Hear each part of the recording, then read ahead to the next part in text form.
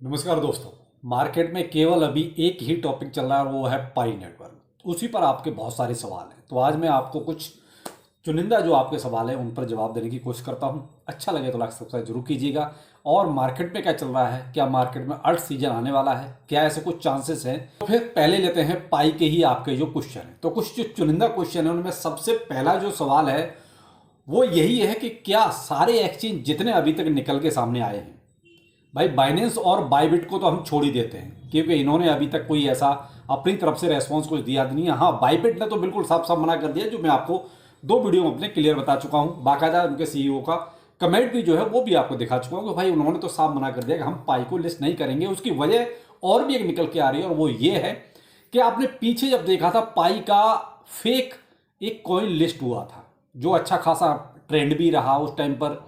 और वहां पर अगर देखा जाए तो कहीं ना कहीं पाई की टीम ने ही गलती की थी कि भाई जब एक फेक कॉइन लिस्ट हो गया है तो आपको बहुत जल्दी इमीडिएट आकर आपको ये कंडेम करना चाहिए कि भाई ये हमारा टोकन है ही नहीं।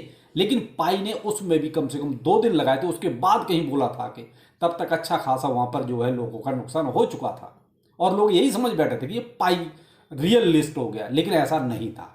तो वही कहीं ना कहीं बाइबिट को शायद वही अभी भी दिमाग में चल रहा था कि भाई कहीं ऐसा ना हो ये फिर से फेक कुछ हो जाए। अब उसकी एक और वजह है, आप पाई का ट्विटर हैंडल उठा के देख लीजिए, क्या वहां पर किसी भी एक्सचेंज का कोई नाम है? कहीं भी पाई की टीम ने आके ये अनाउंसमेंट नहीं किया है कि पाई लिस्ट हो रहा है इस एक्सचेंज पर, इस एक्सचेंज पर या इस एक्सचेंज पर। किसी का भी नाम नहीं है, यहां तक कि ओके एक्स का भी नाम नहीं है, जो कि ओके एक्स ने सबसे पहले आके अनाउंसमेंट किया कि हम पाई को लिस्ट कर रहे हैं। लिस्टिंग की इंफॉर्मेशन आपके देखिए पाई के माइनिंग वाला जो सेक्शन है वहां पर तो है कि हम 20 तारीख को लिस्ट कर रहे हैं, लेकिन एक्सचेंज की लिस्ट कहीं भी नहीं है। हाँ, एक ये जरूर है कि जब आप डिपॉजिट के सेक्शन में जाते हैं तो वहां पर आपको ये ओके एक्स का जरूर मिलता है डिपॉजिट एड्रेस, एक तरह से डिपॉजिट ऑप्शन जहां पर आप डिपॉजिट कर सकते हैं और बहुत सारे लोगों ने लगभग ओके एक्स पर डिपॉजिट किया भी है। अब इससे तो एक चीज कंफर्म होगी कहीं ना कहीं इंटरनल कुछ चल रहा है, यानी ओके एक्स टीम और पाई के बीच में। बाकी और किसी भी एक्सचेंज के साथ क्या चल रहा है कुछ भी खुलकर सामने नहीं आया है।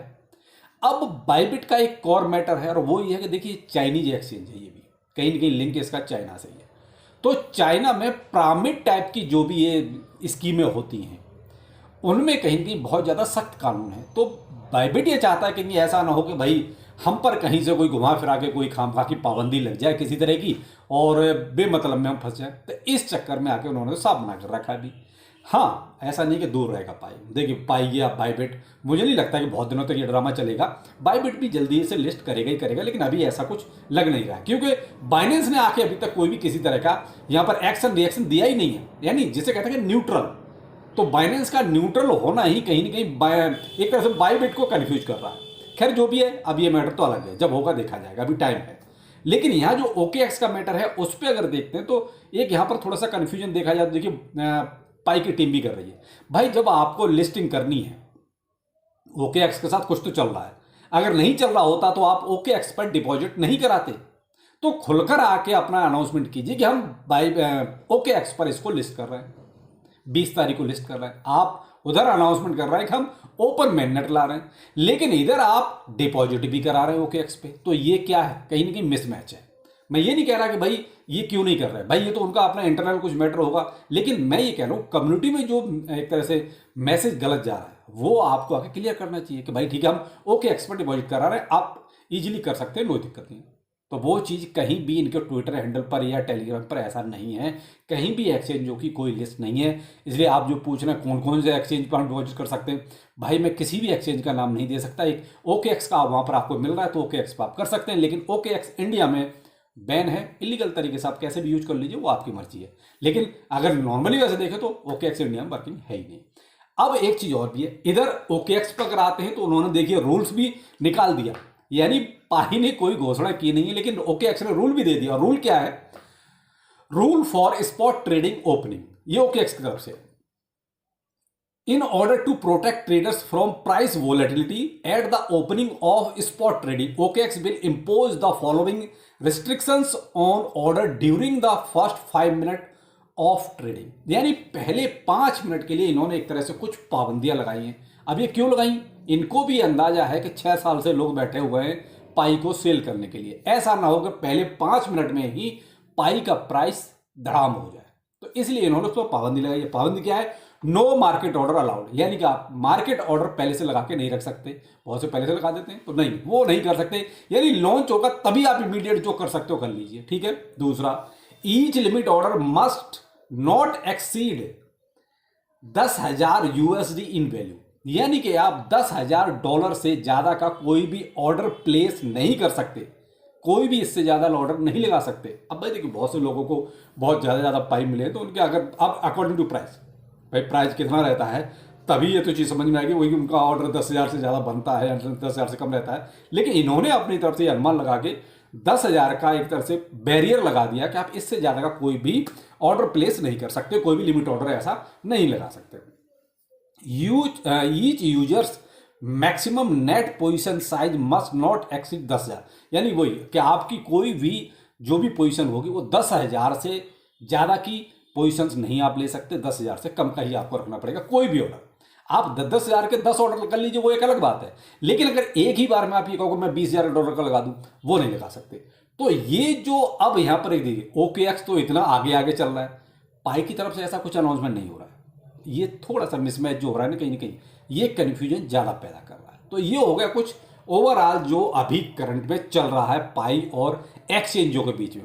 बाकी एक्सचेंज बहुत सारे निकल के आ गए, हम भी लिस्ट कर रहे हैं, लेकिन पाई टीम शांत बैठी हुई है, वो नहीं किसी भी एक्सचेंज का नाम ले रही। अब दूसरी बात आती है KYC की। तो मेरे भाई 60 मिलियन में से अभी KYC 50% भी नहीं हुई, वही अभी भी आपका 20 मिलियन के आसपास तक पहुंच रही है। देखो, अब जिनका हो गया, जिनका नहीं हुआ तो देखिए अभी भी टाइम है, आप कोशिश कर सकते हैं। अगर आपने कहीं कोई गलती की हुई है तो उसको सही कर सकते हैं, अगर फिर भी नहीं होता तो आप भाई इनके सपोर्ट सिस्टम से ही कॉन्टैक्ट करके आप इसको कर सकते हैं, बाकी और कोई चारा नहीं है।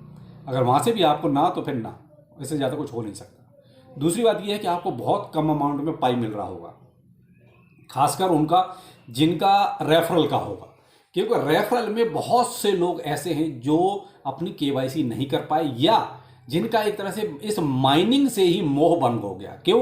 बीच में आपने देखा इतने सारे माइनिंग प्रोजेक्ट आए थे, सब ने कुछ ना कुछ गद्दारी की यूजर्स के साथ, इसलिए उन्होंने जो है एक तरह से बंद ही कर दी, छोड़ दी माइनिंग। तो ऐसी सिचुएशन में भाई देखिए, आपको माइनिंग से जो रेफरल से जो मिल रहा वो कुछ नहीं मिलेगा।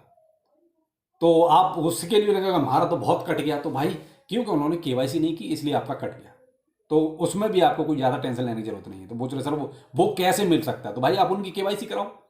भाई इतनी मेहनत आपको अगर करनी है तो आप जो लोग आपके रेफरल में हैं उनकी KYC कराओ, आपको में भी हो सकता है कि कुछ मिल जाए, कुछ एडवांस आपको और मिल जाए उसमें जो बाकी। और भाई देखिए, मार्केट का जो सीन है वो अभी भी BTC आपका वही 96,000 के आसपास घूम रहा है, 96, 95 और 97, यही 3,000 2,500 का जो ब्रैकेट इसने पकड़ रखा है इसी में घूम रहा है। तो आपको मैं लगभग 10 दिन से एक ये चार्ट दे रहा हूँ, लगभग 10 दिन से, कोई आज का भी नहीं है, 10 दिन से आपको ये शेयर कर रहा हूँ। तो मैं तो इसी के बिल्कुल इसको फॉलो करके चल रहा हूँ, जब तक मेरे हिसाब से भाई 95 के ऊपर चल रहा है, मुझे कोई इसमें ज़्यादा टेंशन की बात नहीं, ना ही ज़्यादा इसमें गिरावट की कोई ऐसी नज़र आ रही थी।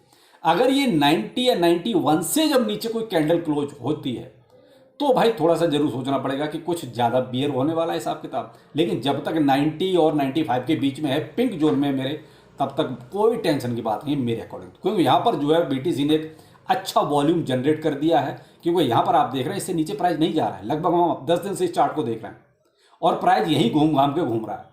तो यहाँ ये मान सकते हैं कि यहाँ एक अच्छा खासा वॉल्यूम जनरेट हो चुका है। अब तो यहाँ तभी हो सकता है जब भाई बहुत कोई बड़ी संख्या में कोई सेल मार दे, लेकिन वो भी कोई एक आध बिग लगेगी, अगर लग सकती है तो भाई वो चांस मुझे कम नजर आ रहा है।